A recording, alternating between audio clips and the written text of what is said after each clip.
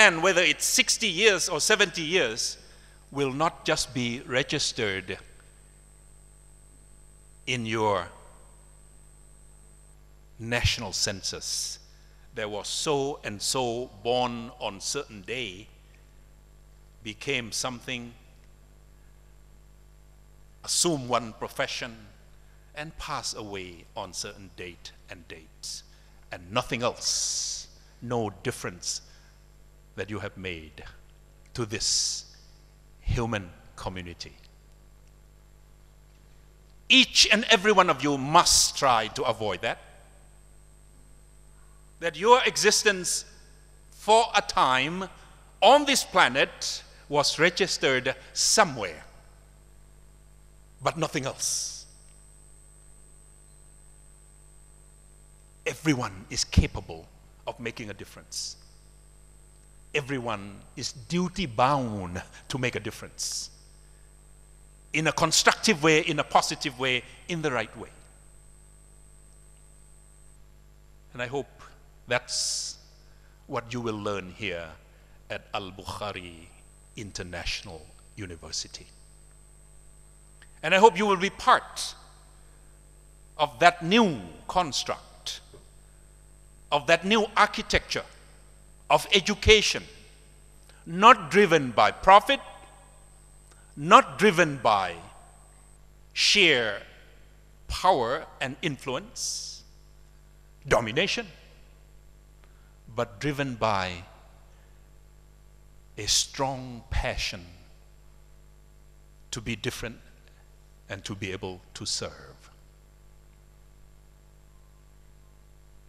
So the theme is to integrate diverse knowledge from different sources, cultivated through generations by different tribes, different races, different cultures. How to integrate them, first for our own survival, and then to share that richness of diversity with the rest of humanity. I just came back from a long trip through Japan, Canada, and United Nations in New York. In Japan, I was taken to the island of Hokkaido, northernmost. In Hokkaido, I was introduced to, guess what? An indigenous people called the AiU people. And there, I came to a realization that there are a lot of things, a lot of people, a lot of cultures that I have not been able to know, to learn from, to experience, to touch. And in every of our own states, our own nations, our own countries, there are these people of different persuasions, different value system, different languages, different norms, different faiths, different belief. Each has its own, his own, her own value.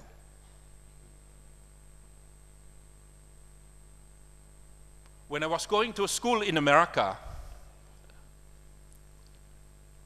Brother Idris, in the early 70s, there was this book by Herbert Marcuse. And the book was entitled One-Dimensional Man. And I think he meant one-dimensional woman too. If I don't mention that, Dato' Rosia will protest. His theory was, in the age of globalization coming, this is 1970s, We are being forced to be the same. McDonald's everywhere, Coca-Cola everywhere, Starbucks everywhere, Toyota everywhere, to be balanced. And you have seen this global bank call themselves your local bank. And it is all the same across the globe in every country.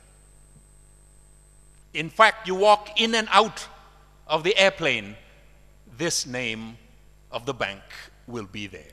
It's called the World Global Bank in your local community.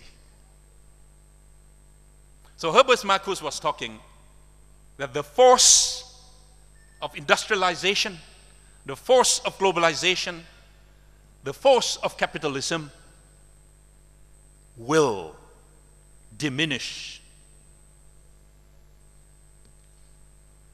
My office is calling. Will diminish our uniqueness, our diversity, our differences between and among ourselves. Because we consume the same thing, we listen to the same music, we dress the same way. I'm sorry to say, we speak the same language. This is it, English.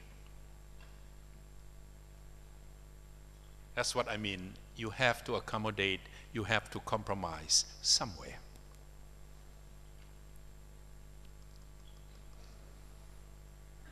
So, at this stage of globalization, what you are doing is extremely important. Important in the sense that you are trying to stop the trend. You are trying to reverse the velocity to one-dimensional man, to one-dimensional woman, one-dimensional human being. Such will obliterate the diversity that was given to us in the beginning.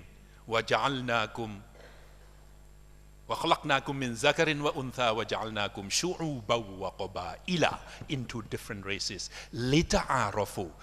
Maintain your differences, maintain your uniqueness, so that you will be able to learn from each other.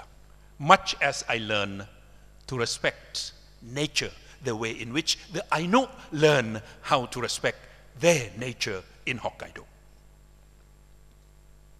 And may I say, the tribes in New Zealand, and may I say, the tribes in Canada,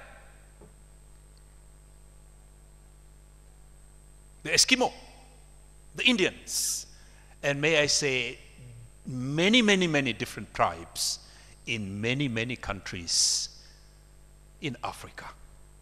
Many islands in the Pacific.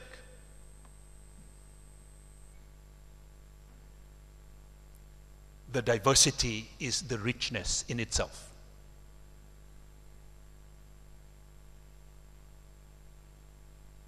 And coming from the diverse background like you, 850 countries, 80% foreign. This is a marvelous philosophy to make sure that we are not traveling on that road to the brink of one-dimensional humanity. I am doing what I can,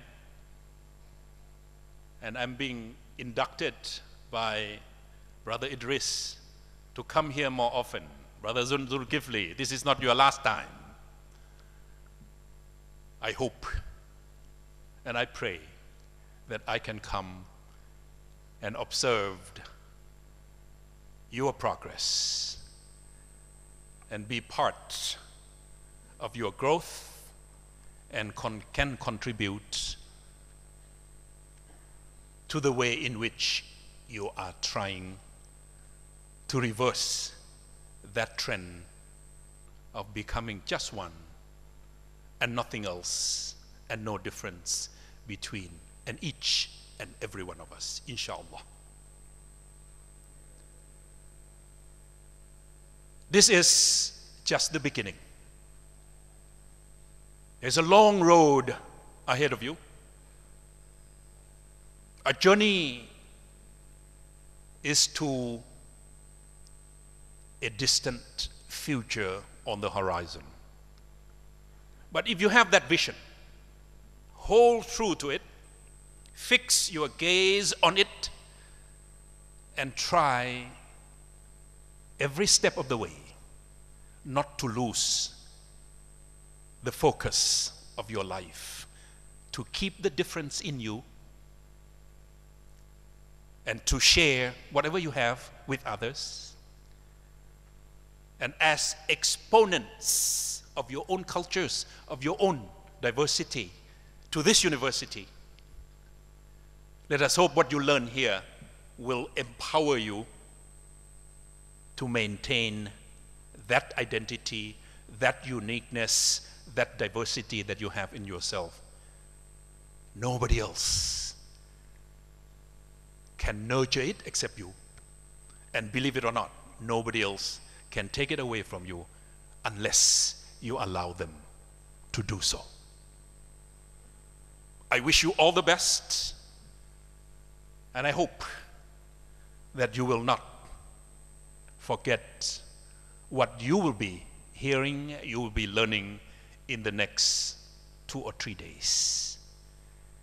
Because this is certainly a true fountain of knowledge about yourself and about what is valuable in all of you and in all of us.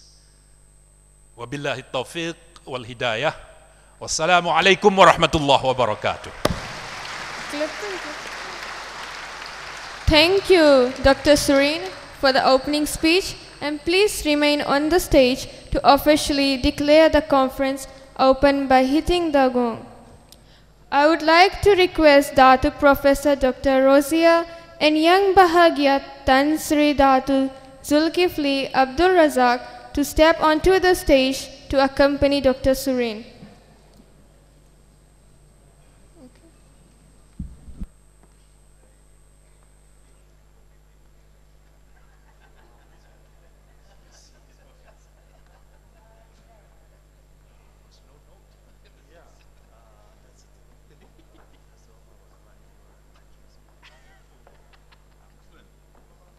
Now you have to change everything from your dress to food. Okay.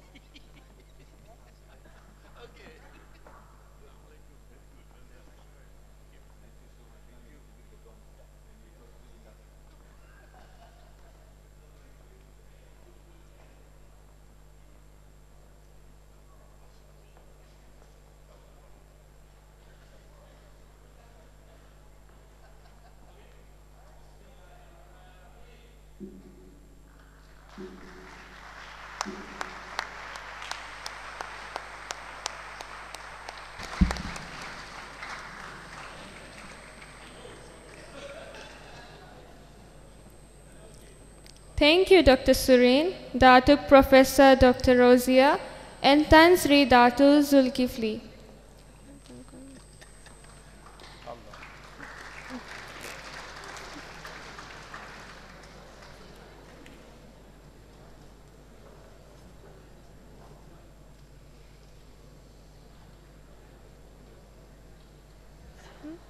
Now, we will have a short break for the photographic session.